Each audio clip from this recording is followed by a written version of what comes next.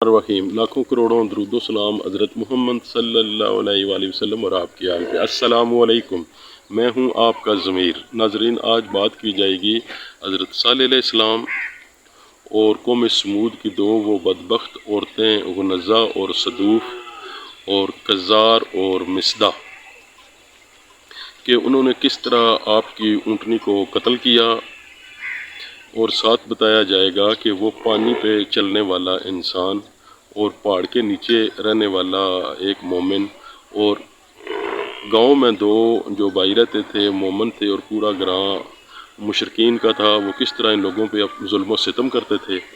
ये सारी बातें आपसे आज की जाएंगी। नाजरीन, जब हज़रत सालेह अलैहिस्सलाम 40 साल उम्र से लेकर बूढ़ा होने तक आप अपनी कौम को दावत हक पहुँचाते रहे हैं, और उनमें से चंद लोगों ने आपकी पैरवी इख्तियार की। बाकी लोग जो हैं वो आपकी बात नहीं मानते थे, बल्कि वो इस तरह करते थे कि आपने फरमाया अगर तुम लोगों ने मेरी इत्बा इख्तियार ना की तो तुम खुली जलालत और दुखती आग का ईंधन बनोगे। तो जवाब में उन्होंने कहा कि अगर हमने आपकी पैरवी इख्तियार की तो हम खुली गुमराही और दुखती आग का ईंधन बन जाएंगे। उन्होंने आपके पैगाम को उल्ट कर दिया। तो हज़रत सालेह अलैहिस्सलाम ने अल्लाह ताला से इज़्ज़त हासिल किया कि मैं ये बस्ती छोड़ जाऊँ, तो अल्लाह ताला ने आपको इज़्ज़त अता कर दिया। हज़रत सालेह अलैहिस्सलाम बस्ती छोड़कर चले गए हैं और साहिल समंदर के करीब निकले हैं। उधर देखा एक आदमी सतह समंदर के ऊपर, पानी के ऊपर चल रहा था। आपने उससे पूछा तुम कौन हो? उसने बताया कि मैं समंदर में कश्ती में सफ़र कर रहा था, मेरे साथ सभी काफिर थे और अल्लाह ताला ने उन सभी लोगों को गर्क कर दिया, एक मैं ही बचा हूँ। साथ वो जजीरा है, वहीं रहता हूँ, अल्लाह ताला की इबादत करता हूँ। कभी कभी रिज़्क़ की जुस्तजू में मैं इधर आ जाता हूँ और फिर मैं वापस अपने ठिकाने पे चला जाता हूँ, अल्लाह की इबादत करता हूँ। तो वहाँ से हज़रत सालेह अलैहिस्सलाम आगे चले गए हैं, तो एक पहाड़ के दामन में एक इंसान को देखा है, उसे आपने सलाम दिया, उसने आपके सलाम का जवाब दिया। आपने उससे पूछा है कि आप इधर अकेले रहते हैं, क्या वजह है? उसने बताया कि हमारी इधर बहुत बड़ी बस्ती थी, मेरे अलावा सभी लोग काफिर थे, अल्लाह ताला ने उन सभी लोगों को गर्क कर दिया है, एक मैं ही बचा हूँ। और मैंने अल्लाह ताला से ऐद किया है कि जितना अरसा मेरी ज़िंदगी है यहीं रह के मैं या अल्लाह तेरी इबादत करूँगा। अल्लाह ताला ने एक इधर अनार का दरख्त उगा दिया है और एक मेरे लिए चश्मा जारी कर दिया है। मुझे जब भूख लगती है तो इस अनार को मैं खा लेता हूँ, और जब प्यास लगती है यहीं से पानी पीता हूँ, और इसी पानी से वज़ू करके मैं अल्लाह ताला की इबादत में मशगूल हो जाता हूँ। तो वहाँ से जब हज़रत सालेह अलैहिस्सलाम आगे गए हैं तो एक गांव में चले गए हैं।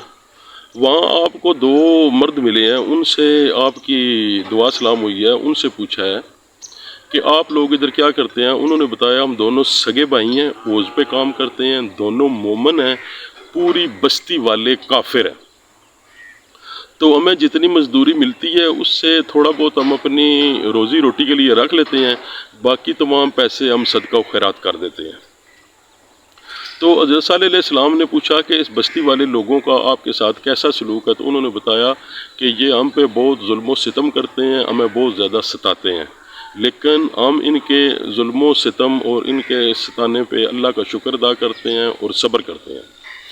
तो हज़रत सालेह अलैहिस्सलाम ने अल्लाह ताला का शुक्र अदा किया कि मेरे अल्लाह तू ने मुझे ऐसे पाक बाज मर्द मिलाए हैं कि जो कफ़ार के जुल्म सितम पे सब्र व शुक्र करते हैं और अपनी अपनी जगह पे ये ठहरे हुए हैं। तो मैं भी अपनी बस्ती की तरफ वापस चला जाता हूँ। तो नाजरीन, जब हज़रत सालेह अलैहिस्सलाम अपनी बस्ती में गए हैं तो बस्ती वालों को कहा कि इसी माह एक बच्चा पैदा होगा जो आप लोगों की तबाही का सबब बनेगा। तो उन दिनों 10 औरतों को बच्चे होने वाले थे और 10 की 10 औरतों को बेटे पैदा हुए हैं।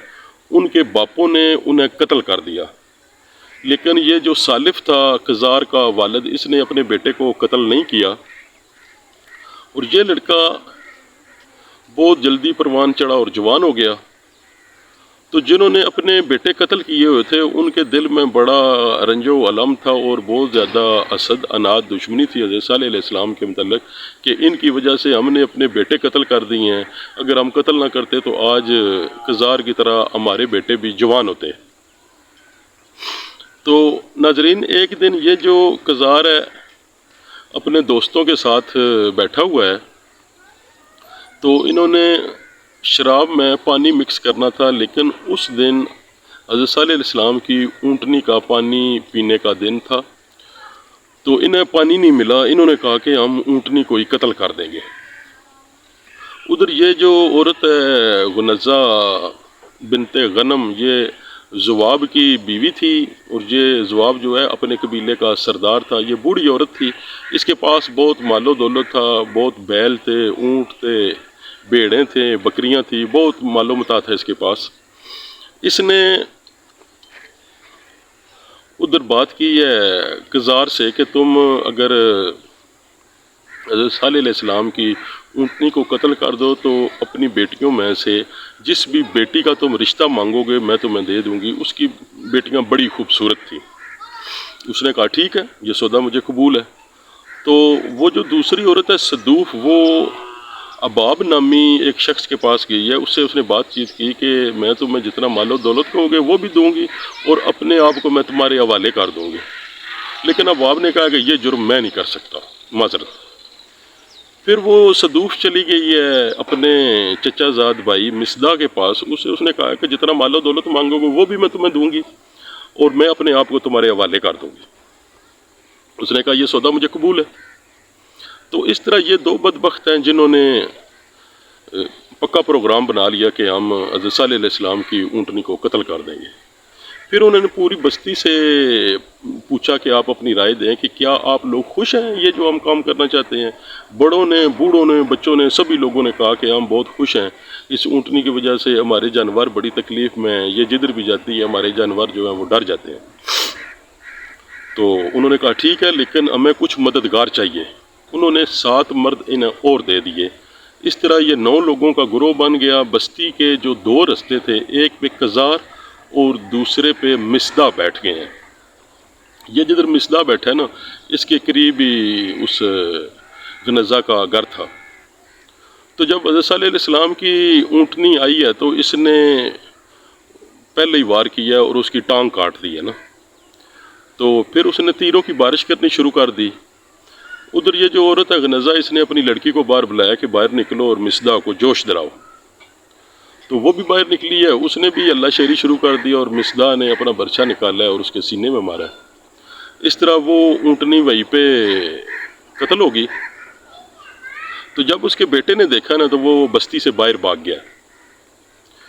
ان لوگوں نے اسے پکا کر سبھی لوگوں نے اپنے میں تقسیم کیا ہے بستی میں، اور سب لوگوں نے اس کا گوشت بھی کھا لیا۔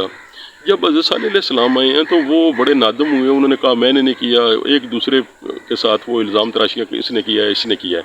حضرت صالح علیہ السلام نے فرمایا کہ اس کے بچے کو ڈھونڈو، اگر وہ مل جائے تو اللہ کا عذاب ٹل جائے گا، اگر وہ نہ ملا تو اللہ کے عذاب کے لیے تیار ہو جاؤ۔ وہ بستی والے سبھی لوگ ڈھونڈنے کے لیے گئے ہیں، تو وہ واقع ایک پہاڑ کی چوٹی پہ چڑھ گیا نا،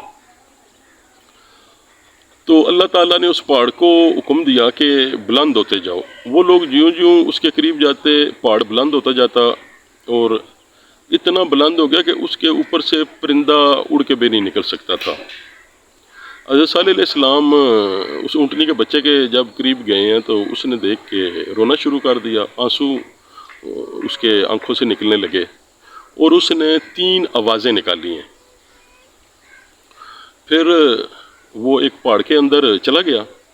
تو جب حضرت صالح علیہ السلام اپنی قوم کے پاس آئے ہیں تو انہوں نے کہا ہے کہ اس نے یہ جو 3 آوازیں نکالی ہیں نا، آپ لوگوں کے پاس 3 دن کی مہلت ہے، اس میں کھا پی لیں، جو عیاشی کرنی ہے وہ کر لیں، 3 دنوں کے بعد اللہ تعالیٰ کا بہت بڑا عذاب آپ لوگوں کو اپنی لپیٹ میں لے لے گا۔ پھر جب اس دن صبح سورج چڑھا ہے تو آسمان سے ایک چیخ کی آواز آئی ہے، اور زمین پہ زلزلے برپا ہو گئے، اور دیکھتے ہی دیکھتے وہ لوگ موت کے منہ میں چلے گئے، اور گھٹنوں کے بل وہ پڑے ہوئے تھے، جن میں اتنی اکڑ تھی، اتنی بدماشی تھی، جو اتنی وہ نافرمانیاں کرتے تھے۔ قوم سمود کے سبھی لوگ ہلاک ہو گئے، لیکن ایک لڑکی زندہ بچ گئی جو معذور تھی، لیکن وہ بڑی سخت صالح علیہ السلام کی دشمن اور کافرہ تھی۔ جب وہ سبھی لوگ مر گئے ہیں تو اس کو اللہ تعالیٰ نے صحت عطا فرما دی۔ وہ باغی ایک عربی قبیلہ تھا، ان کے پاس گئی ہے اور انہیں بتایا ہے کہ اس طرح عذاب آیا اور میری قوم کے سبھی لوگ ہلاک ہو گئے ہیں۔ تو اسے سخت پیاس لگی، ان لوگوں سے اس نے پانی مانگا ہے۔ جو ہی اس نے پانی پیا تو ساتھ وہ بھی مر گئی ادھر ہی۔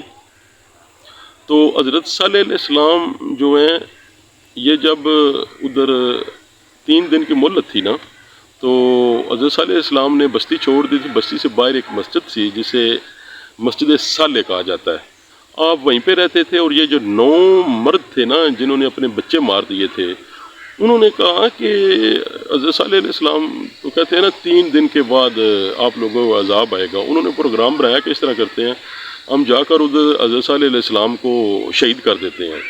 تو وہ 9 کے 9 ادھر گئے ہیں، تو فرشتوں نے ان پہ سنگ باری کی، وہ بدبخت بھی ادھر ہی ہلاک ہو گئے۔ تو اس طرح اہل سمود میں سے کوئی بھی نہیں بچا ماں سوائے جو لوگ حضرت صالح علیہ السلام پہ ایمان لے کر آئے تھے۔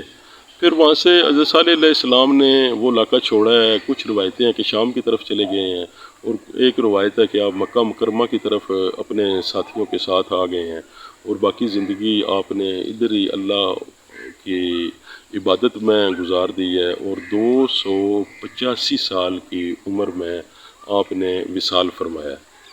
تو ناظرین، آج کا میرا یہ جو ویلاگ تھا ختم ہوتا ہے۔ آپ سے میں اجازت چاہتا ہوں۔